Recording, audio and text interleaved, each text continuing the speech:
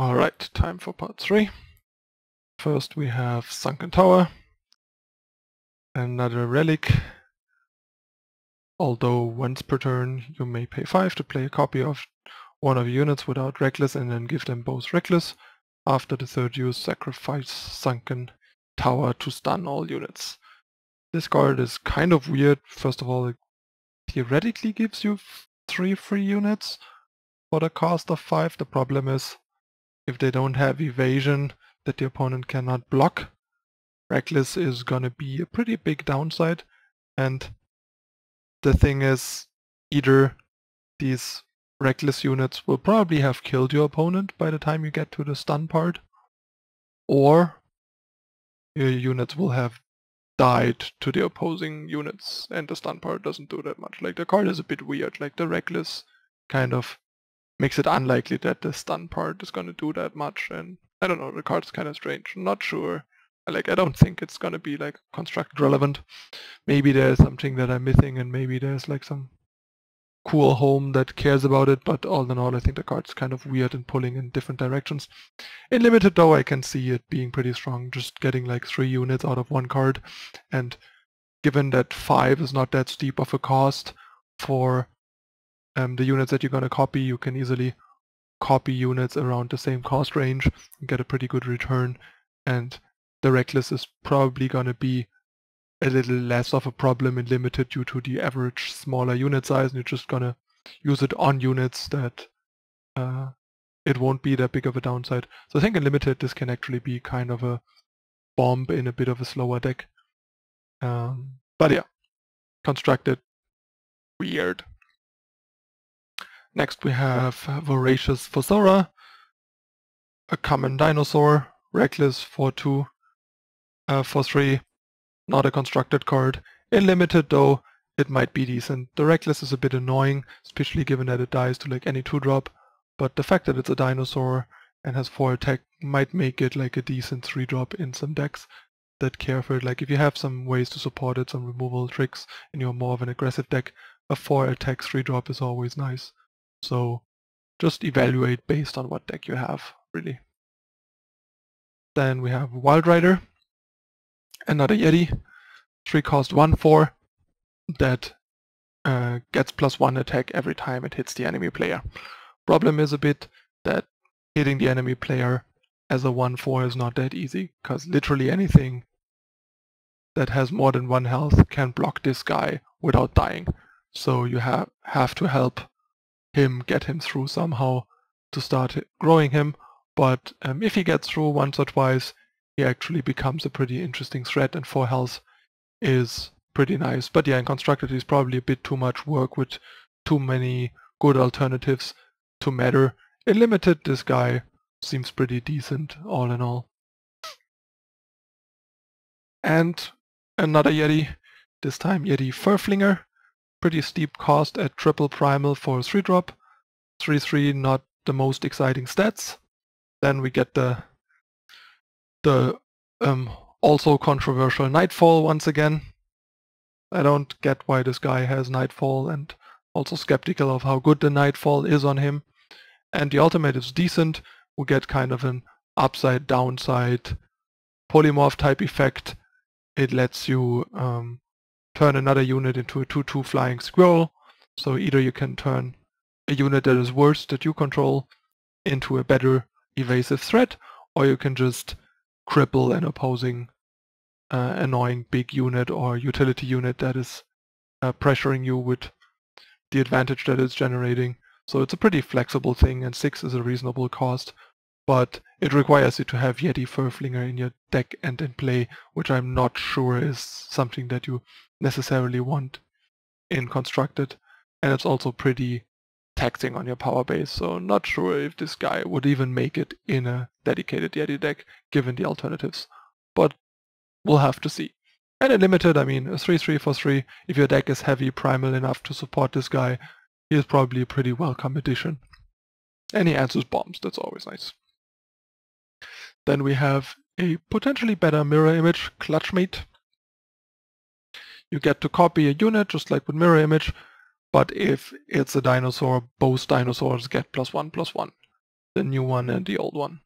So if you use this in conjunction with dinosaurs exclusively, it might even be constructed playable in some number, but I feel like the competition in this type of deck is gonna be too tight. There's gonna be too many strong cards that you want to put in, that this is not gonna make the cut. But power level wise, it's okay, I would say. And in limited, if you have a bunch of dinosaurs, this might be pretty nice, because you can always just use it on something else if you don't have a dinosaur. And if you have a dinosaur, it's pretty good payoff, potentially. Then we have Cutbrush Cartographer, another explorer. When you draw a card, Cutbrush Cartographer gets +1 attack. Only having 3 health as a 4-drop is pretty terrible. We just saw the Wild Rider has 4 health as a 3-drop, making him much more decent. This guy just seems really, really bad. No evasion, low health, and a mediocre way of growing him. So yeah, even in limited, not particularly good. Like, you basically play this on turn 4 and it's like you did nothing, because it's not going to block anything relevant. And yeah, even in limited, kind of a flop. And in constructed, we don't even need to say it really. Next we have another weapon, pretty expensive one. 4-cost weapon for an uncommon is pretty hefty of a cost. Sure, we get +3 health, and we get flying, and we even get to scout, but 4 is still a lot. So constructed, not even close. In limited, it's probably okay. 3 health is a lot. Basically means defensively you got the air locked down usually on anything you play this, so you can block all the flyers the opponent has, and you might even create like an attacker that can attack into all opposing flyers and come out ahead. And getting some consistency enhancing summon effect and scout on top of it is nice. Next we have another Unseen, Meditation Trainer, that definitely has a much more reasonable health for a 4-drop, 5 health for 4 power, and your units with 2 or more battle skills have +1/+1. So it's basically an Ansem effect, an Obelisk effect on a stick in the right kind of like Horu Unseen deck with like Unseen Commando and Meditation Trainer, where the deck is all focused on like 2 battle skills units. This might actually be even interesting and constructed. And in limited, I mean, a 4-cost 1/5 is a decent blocker. If you have enough things that benefit from this, he's probably decent to put in your deck. Next we have Nocturnal Kyrex, clearly a limited only card. Once again, Nightfall in a bit of a weird place if you ask me. 4-cost 2/1, not the kind of like cheap proactive card you're usually looking for a Nightfall deck, I think. But in limited, Nightfall has a bit of a different angle anyway. So it's a Nightfall enabler, and the killer means it's basically kind of like a clunky, inefficient removal that is not blank when they don't have a thing you want to remove. And it also happens to be a relevant creature type, relevant unit type in Dinosaur, and enable Nightfall. So it's a decent role-playing package that can do different things for different decks if they are looking for it, but not something to be excited about. But an okay filler or role player, I guess. Next we have Regression, a card that we already talked about in preview. Really cool artwork and flavor, but pretty bad card really. This only basically works well with Mindlink, giving you like a random unit each turn and slowly getting rid of the opposing unit rather than just polymorphing it right away for 1 power less, for example, and mattering for your like things that care about curses. But yeah, this card is super underpowered and worse than a lot of alternatives. In limited, it's kind of the same. It's a really bad answer to a bomb or something that you otherwise would lose to, but yeah, you usually don't want to put this in your deck, I think. Unless you're like low on answers to cards that just kill you. Then we have more Yetis, Slush Dumper, 4-cost 3/3, pretty weak stat line. But he has an ultimate that makes him a bit better. pay 4 to give Slush Dumper +1/+1 for each of your Yetis. Each of your Yeti deals 1 damage to the enemy player.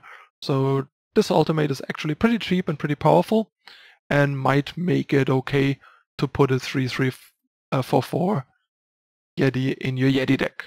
But I'm not sure, since first of all, there are other 4-cost cards for your Yeti deck, and playing a 3/3 for 4 on turn 4 in Constructed is almost like skipping your fourth turn, sort of. So not sure how well you can afford to do that. Although the ultimate is a pretty powerful deal, especially in like a stalled out game, for example. And it's important that the Yetis deal the 1 damage to the enemy player. So that means your Yeti spies draw cards, your Thudrock your Thudrocks make a snowman, and so on. So it has a lot of like power and utility potential for a Yeti deck, but a pretty bad stat to cost ratio.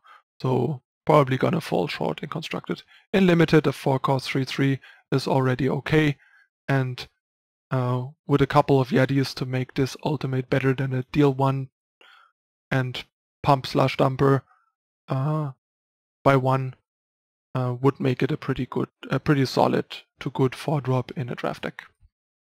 And as last card for part 3, we have the mentioned Thudrock, Arctic Artisan, one of the cards that really make you wanna try and find that functioning Yeti deck, since we get a 4-cost 5/3 for double Primal, and when Thudrock hits the enemy player, you get a snowman with attack and health equal to the number of Yetis you control.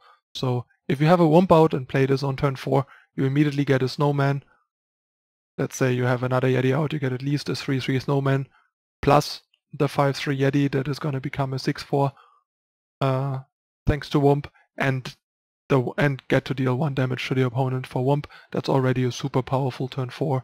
And then imagine any turn after that where you manage to somehow get Thudrock through to the enemy, either with some way to let Thudrock deal direct damage or just by attacking, for example. This guy is definitely something that the opponent absolutely has to shut down immediately, or he might just snowball, pun intended, out of control right away.